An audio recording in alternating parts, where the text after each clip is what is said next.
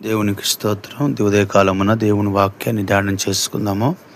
కీర్తన గ్రంథం 4వ అధ్యాయంలో ఒక మాట రాయబడి ఉండేది వచనంలో, తనకు నిజముగా మొరపెట్టు వారికి ఆయన సమీపంగా ఉంటాడని, ప్రార్థనలో నిజంగా మొరపెట్టేది కూడా ఉండిద్దని ప్రభు మాట్లాడుతున్నాడు. తడిపొడి పెదవులతో చేసే ప్రార్థన కన్నా నిజంగా చేసే ప్రార్థన బలమైనదని దేవుని వాక్యం తెలియజేస్తూ ఉంది. నా ప్రియమైన దేవుని బిడలారా, ఈ రోజున నువ్వు చేసే ప్రార్థన నిజమైన ప్రార్థన, యథార్థమైన ప్రార్థనేనా? నువ్వు చేసే ప్రార్థనలో బలం ఉందా?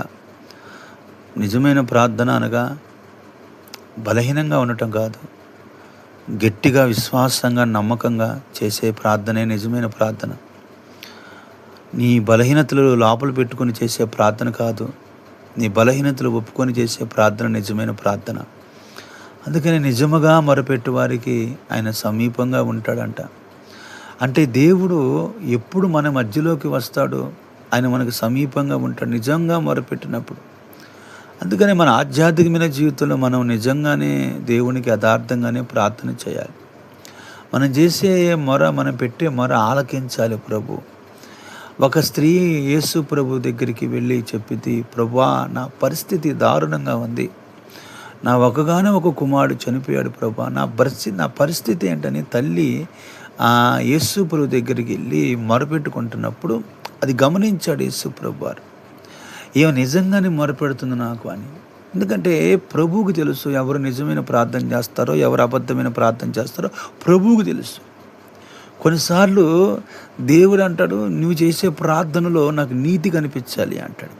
అందుకనే పరిచయుడు శంకర విషయంలో కూడా పరిచయుడు చేసిన ప్రార్థన గర్విష్టి ప్రార్థన, శంకరి చేసిన ప్రార్థన తగ్గింపు కలిగిన ప్రార్థన. నీ ఆధ్యాత్మికమైన జీవితంలో కూడా నువ్వు దేవుని దగ్గర తగ్గించుకొని ఉండగలిగితే, దేవుని దగ్గర తగ్గించుకొని ప్రార్థన చేయగలిగితే ఆయన నీకు సమీపంగా ఉంటాడంట. సమీపంగా ఉన్నటువంటి అర్థం ఏంటంటే నీ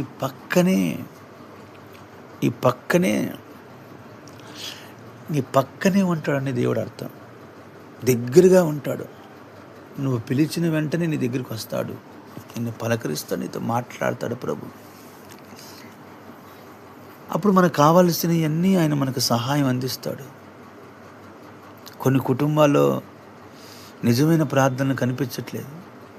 కొన్ని కుటుంబాల్లో దేవుడు వారికి సమీపంగా ఉండట్లేదు. అందుకని మనం గమనించగలదు. తనకేమో నిజముగా ఎవరెవరికో మొరపెట్టడం కాదు, మళ్ళీ మనకిష్టమైన వాళ్ళకు మొరపెట్టడం కాదు, మనకి ఎవరైతే ఆ యేసుక్రీస్తు ప్రభుని మొరపెడతారో ఆయన వారికి సమీపంగా ఉంటారంట. తల్లిదండ్రుల దగ్గర మొరపెట్టుకున్న, బంధువుల దగ్గర మొరపెట్టుకున్న నీ ప్రయోజనం ఉండదు. నీ ప్రార్థన ఆలకించేవాడు నజరేయుడైన యేసు నీ కుటుంబ పరిస్థితులు